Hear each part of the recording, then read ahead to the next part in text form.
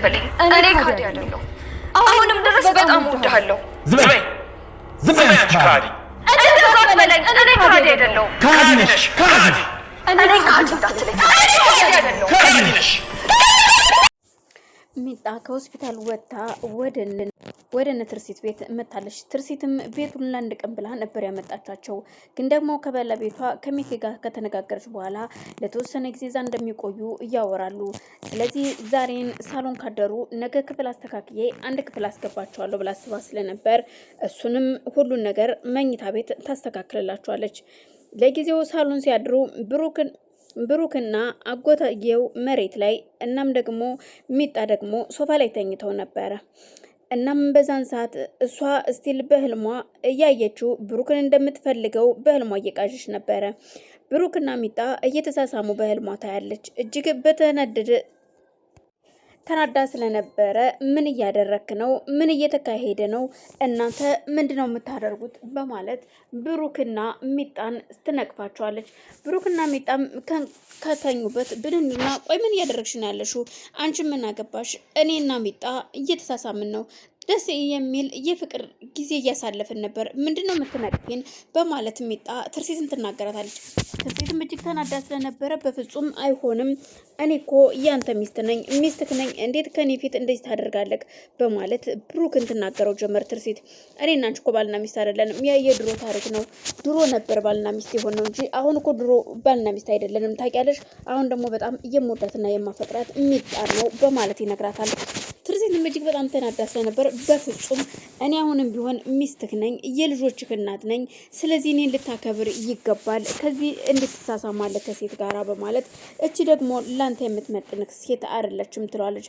ብሩክም እጅግ ተናዶ ስለነበረ ተይ እባክሽ፣ እኔ ላንቺ ምንሽ ነኝ? እኔ አሁን ባልሽ ነኝ። ባልሽ ብሆን ነዋ ታዲያ ጓደኛዬን እያገባሽው በገንዛ አልጋዬ ላይ ጓደኛዬን አግብተሽ የምትኖሪው በማለት ሲናገራት ይሄ እኮ ያደረኩት እኔ ድሮ አንተ ሞተሃል ሲባል ነው እንጂ ከዛ በፊት አይደለም። አንተ ከሞትክ በኋላ ነው እያገባውትኝ። ስለዚህ ይሄ ጥፋት አይደለም በማለት ጥፋቷን ስትሸፋፍን በፍጹም ይሄኔ ከሞትኩኝ በኋላ ሳይሆን ከመሞቴ በፊት ትወጁ ስለነበረ ነው ብሮ ሚኪን እያገባሹ በማለት ይናገራታል። ለልጆችህ ስትል እንኳን ቢያንስ ምን አለ ይሄን ነገር ባታደርገው እዋክህን በማለት ትጮህባቸው ጀመር። አሁን ዞር በይልኝ፣ አንቺ ሲጀመር ከሃዲ ነሽ፣ የካድሽኝ ገና በፊት ነው። ስለዚህ አንቺ አታስፈልጊም። እኔና አንቺ እዚህ ላይ በቅቶናል፣ ጨርሰናል። ያ የበፊቱ ህይወት ነው። አሁን አዲስ ህይወት እየኖርኩ ነው። እኔ ከዚህ በኋላ እኔ ከሚጣ ጋር እንጂ ከሌላ ሰው ጋር አይደለሁም። ዘወር በይልኝ ካጠገቤ በማለት ድጋሚ ሚጣን ያቅፋታል። በፍጹም እኔ ከሃዲ አይደለሁም፣ እኔ ከሃዲ አይደለሁም እያለች ራሷን እየደጋገመች ትጠይቀው ጀመር። እናም በዛን መሃል ነበር ሚኪ ከእንቅልፉ ሲነቃ ትርሲት እየለፈለፈች ነበር። ትርሲት ምን ሆነሽ ነው? ትርሲት ምንድን ነው እያደረግሽ ያለሽው? አላቅም፣ የሆነች ቀይ ሴት የሆነች የምታስፈራራኝ፣ እናም የሆነ ሰውዬም እያስፈራራኛል፣ ከሃዲ ነሽ እያሉኝ ነበር በማለት ብድግ ብላ ቁጭ ትላለች። አይዞሽ፣ ህልም ነው፣ ቅዠት ነው፣ አይዞሽ በማለት እሱም ያበረታታትና እሺ ለማንኛውም መጸዳጃ ክፍል ደርሼ ልምጣ። ቆይ በዚህን ሰዓት እንዴት መጸዳጃ ክፍል ትሄጃለሽ? እሺ አብሬሽ ልምጣ ሲላት ሚኪ እንዴ ቤት ውስጥ እኮ ነው መጸዳጃ ክፍሉ፣ ውጭ የሚወጣ መሰለህ እንዴ? እና ማለትም አሁን እየቃዥሽ ስለነበር ከፈራሽ ብዬ እኮ ነው። እንዴት ነው የምፈራው ቤት ውስጥ ሁኜ በማለት ብትገላምጠውና ተነስታ ወደ ሳሎን ወርዳ ትሄዳለች።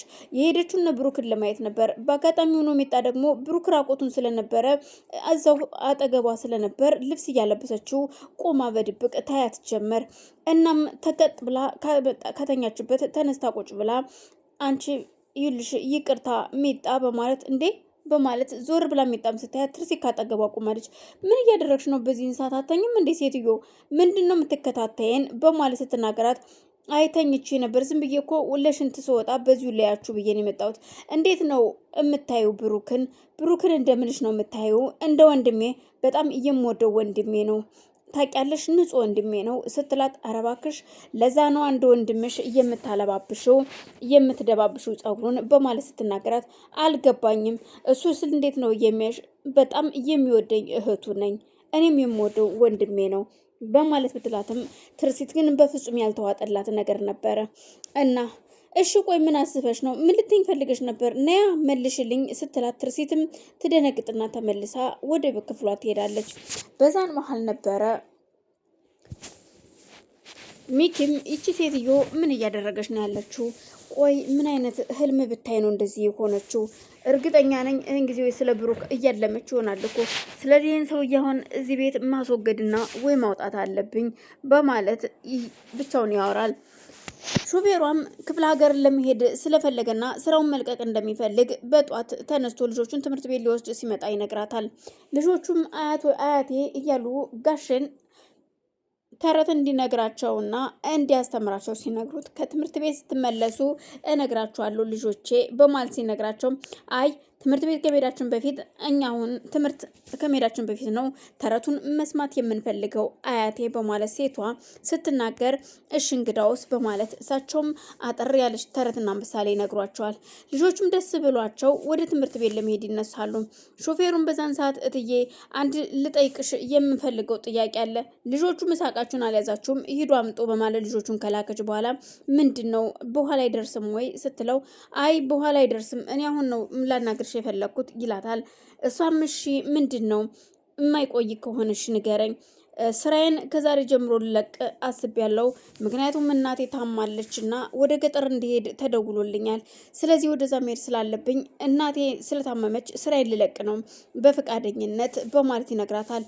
እሷም በግዴታ ስራ አለህም እናት ደግሞ ከታመሙ ግዴታ ነው። የእናትህን ህመም ልደብቀኝ ነበር እንዴት ታዲያ ለምንድን ነው ያልነገርከኝ? በማለት እሷም ምንም ችግር የለውም ትሄዳለህ፣ አሁን ልጆቹን አድርሳቸውና በኋላ ደግሞ አወራሃለሁ ትለውና ልጆቹን ትሸኛለች ወደ ትምህርት ቤት። እሷም ዛሬ ቤት ስለማትወጣ ለነብሩክ መኝታ ቤት ካስተካከለችላቸው በኋላ አባትና ልጅ ከአንድ ክፍል ለብሩክ ደግሞ ሌላ መኝታ ቤት እንዳዘጋጀችላቸው ስትነግራቸው እነጋሽም መኝታ ቤቱን ሲደው ሲያዩት እጅግ ደስ ብሏቸው በፍቅር ይቀበላሉ። በልሽ ይሄ እናንተ መኝታ ቤት ነው ጋሼ፣ ደግሞ ለብሩክ ደግሞ እና መኝታ ቤት ግን ላሳይ ስትል በፍጹም ብሩክ ከኛ መለየት የለበትም በማለት ሚጣ ትናገራለች። አልገባኝም። አይ ልጄ ከዚህ በፊት የሚኖር ነው በእንደዚህ አይነት ህይወት ስለሆነ አዎ እውነቱ ነው እዚሁ ከኛው ጋር ይሁን በማለት ይናገራሉ።